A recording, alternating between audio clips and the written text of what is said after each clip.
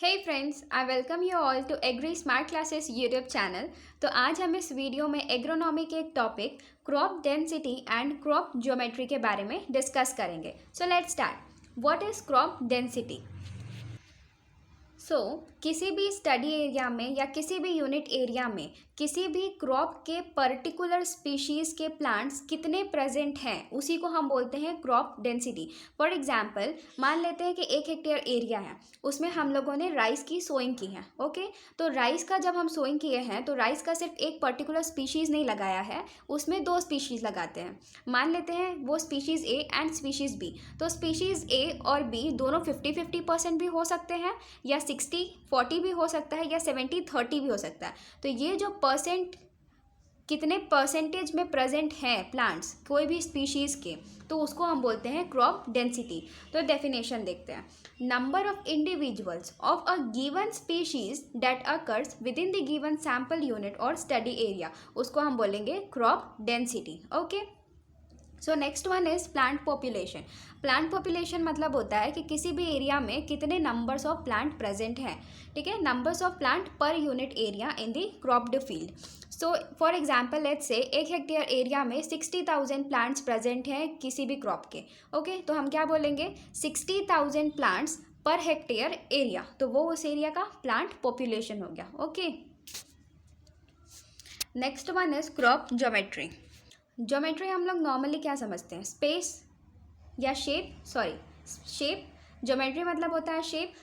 जब हम किसी भी प्लांट्स को रोज़ और कॉलम्स में अरेंज करते हैं जिससे कि जो भी नेचुरल रिसोर्सेज प्रेजेंट है, for example light, moisture, nutrients, ये सारी चीज़ों को वो एफिशिएंटली यूज़ कर सके, तो जिस शेप में हम उनको अरेंज करेंगे वो हो गया क्रॉप ज्योमेट्री। ठीक है, तो हम क्रॉप ज्योमेट्री को ऐसे भी बोल सकते हैं कि किसी भी इंडिविजुअल प्लांट को जो स्पेस मिल रहा है उसका शेप क्या है, वो हो गया क्रॉप ज्योमेट्री। ठीक है, क्रॉप ज्योमेट्री में हम जो इंटर रो और इंटरा रो स्पेसिंग होता है उसको हम चेंज कर सकते हैं according to the need of the plant. ठीक है, यहाँ पे जो डायग्राम दिया हुआ है इसमें ये पूरा एक एरिया है, क्रॉप एरिया। ठीक है, अब इसमें जो ग्रीन डॉट शो किया गया है ये है प्लांट्स। ठीक है, तो ये प्लांट्स और इस प्लांट के बीच में जो डिस्टेंस है ये हो गया प्लांट टू प्लांट डिस्टेंस, ये हो गया फर्स्ट रो देन सेकेंड रो।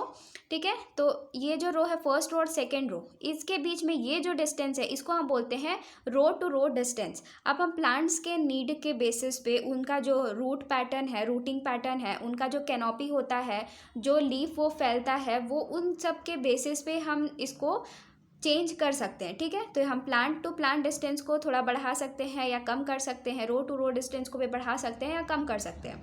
इंटर रो मतलब plant to plant distance and intra row मतलब ये रो टू रो डिस्टेंस, इनको हम चेंज कर सकते हैं क्रॉप ज्योमेट्री में।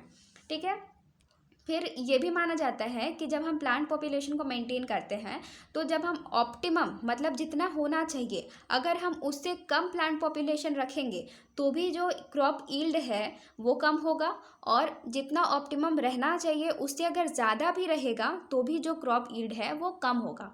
कैसे होगा, तो अगर जितना ऑप्टिमम है उससे हम प्लांट पॉपुलेशन को बढ़ा देते हैं, ज़्यादा नंबर ऑफ प्लांट्स लगा देते हैं, तो क्या होगा, प्लांट्स में कंपटीशन बढ़ने लगेगा। तो वो अच्छे से जो भी चीज़ें नेचुरल रिसोर्सेज हैं, न्यूट्रिएंट्स हैं, वाटर हैं, लाइट हैं, उन सब चीज़ों को अच्छे से एब्जॉर्ब नहीं कर पाएगा, तो प्लांट की ग्रोथ अच्छे से नहीं हो पाएगी। मोर ओवर जो डिजीज़ और इंसेक्ट का इन्फेस्टेशन है वो भी बढ़ जाएगा, तो इस वजह से जो क्रॉप का यील्ड है वो कम हो जाएगा।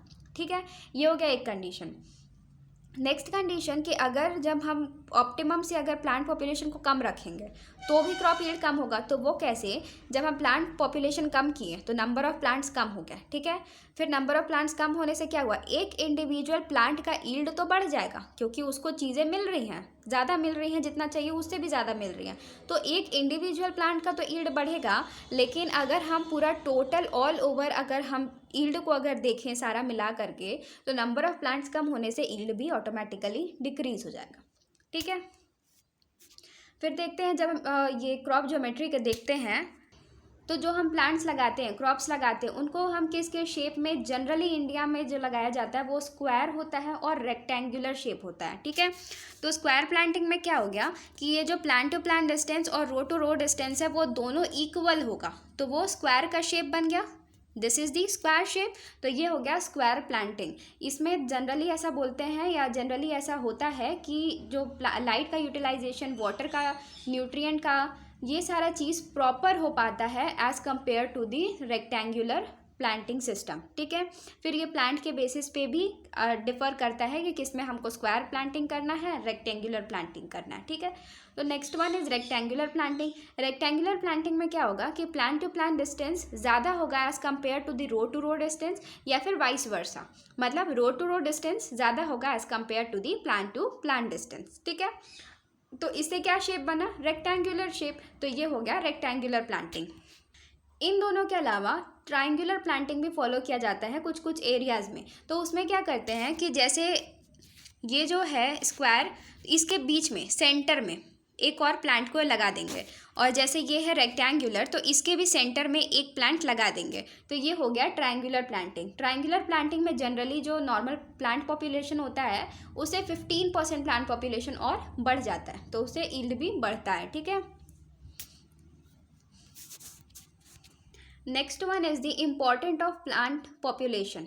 प्लांट पॉपुलेशन का क्या इंपॉर्टेंस है। ठीक है, तो जो फाइनल प्लांट पॉपुलेशन होता है वो ईल्ड जो होता है वो फाइनल प्लांट पॉपुलेशन पे डिपेंड करता है। ठीक है, जो किसी भी क्रॉप का जो भी लास्ट में हमको ईल्ड मिलने वाला है वो प्लांट पॉपुलेशन पर ही डिपेंड करता है।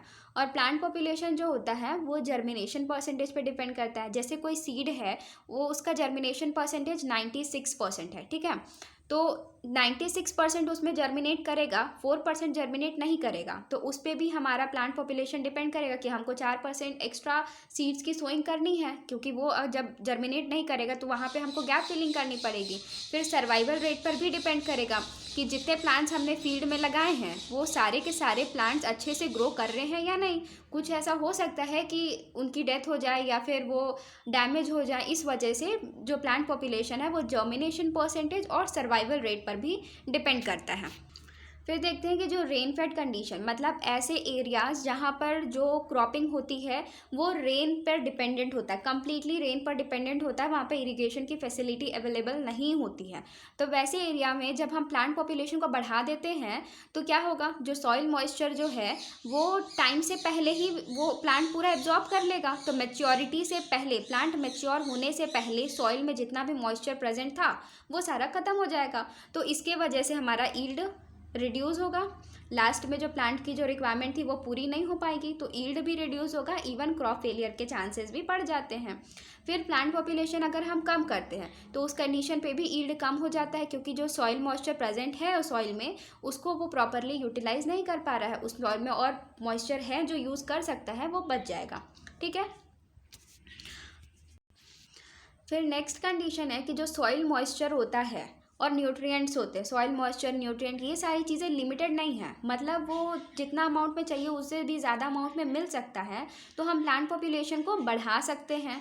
कैसे बढ़ाएंगे, तो क्या होगा, जो ग्रोथ फैक्टर है उन सारी चीज़ों को वो एफिशिएंटली यूज़ कर सकता है। अब ज़्यादा अमाउंट में प्रेजेंट है तो ज़्यादा अमाउंट हम क्रॉप का भी लगा देंगे, मतलब प्लांट पॉपुलेशन बढ़ा देंगे। तो प्लांट पॉपुलेशन इस पर भी डिपेंड करता है कि कितना सॉइल मॉइस्चर और न्यूट्रिएंट्स अवेलेबल हैं। ठीक है, फिर लो प्लांट पॉपुलेशन रखेंगे। अगर प्लांट का पॉपुलेशन कम होगा तो इंडिविजुअल प्लांट का यील्ड तो बढ़ेगा, लेकिन वाइड स्पेसिंग होने के वजह से जो स्पेस है वो प्रॉपरली यूटिलाइज नहीं हो पाएगा, और इस वजह से भी हमारा यील्ड जो है वो कम हो जाएगा। और हाई प्लांट पॉपुलेशन रखेंगे तो प्लांट्स में कॉम्पिटिशन बढ़ जाएगा, वो अच्छे से ग्रो नहीं कर पाएगा। तो इन सारी चीज़ों पर, इन सारे फैक्टर्स पर प्लांट पॉपुलेशन डिपेंडेंट होता है, या ये बोल सकते हैं कि ये सारी फैक्टर्स जो हैं प्लांट पॉपुलेशन के लिए इम्पॉर्टेंट हैं।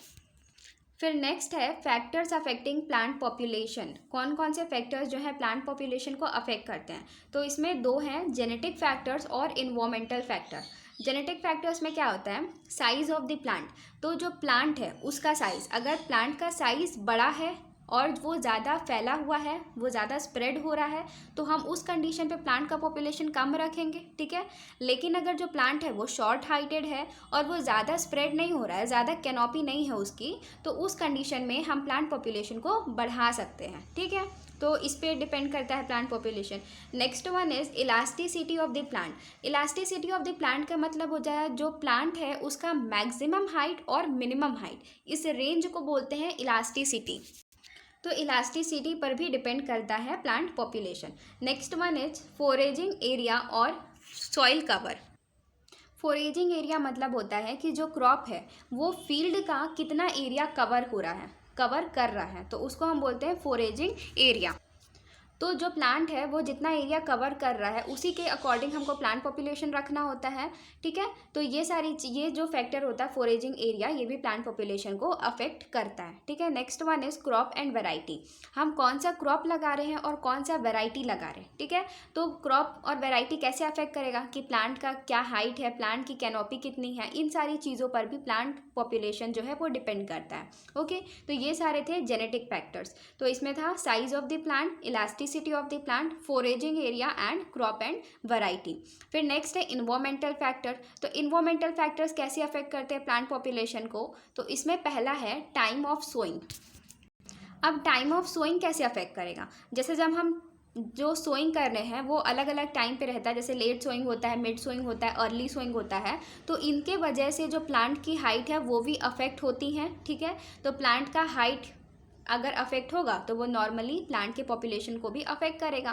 देन रेनफॉल या इरिगेशन, अगर रेनफॉल प्रॉपर मिल रहा है, जितना क्रॉप को चाहिए उस अकॉर्डिंग मिल रहा है, तो प्लांट की ग्रोथ अच्छी होगी, तो ऑप्टिमम प्लांट पॉपुलेशन रखना होगा। लेकिन अगर जब हम ये रेनफॉल जो है वो कम मिल रहा है तो उस वजह से प्लांट को भी डैमेज होगा, सारे प्लांट्स अच्छे से ग्रो नहीं हो पाएंगे, तो उसके अकॉर्डिंग भी प्लांट पॉपुलेशन अफेक्ट होगा। फिर नेक्स्ट है फर्टिलाइज़र एप्लीकेशन। तो जितना फर्टिलाइज़र अवेलेबिलिटी है, अगर फर्टिलाइज़र हम कम अप्लाई करते हैं तो प्लांट का जो ग्रोथ है वो अच्छे से पूरा नहीं हो पाएगा, वो अच्छे से ग्रो नहीं कर पाएगा, तो इस पर भी प्लांट पॉपुलेशन डिपेंड करता है। फिर next one is seed rate.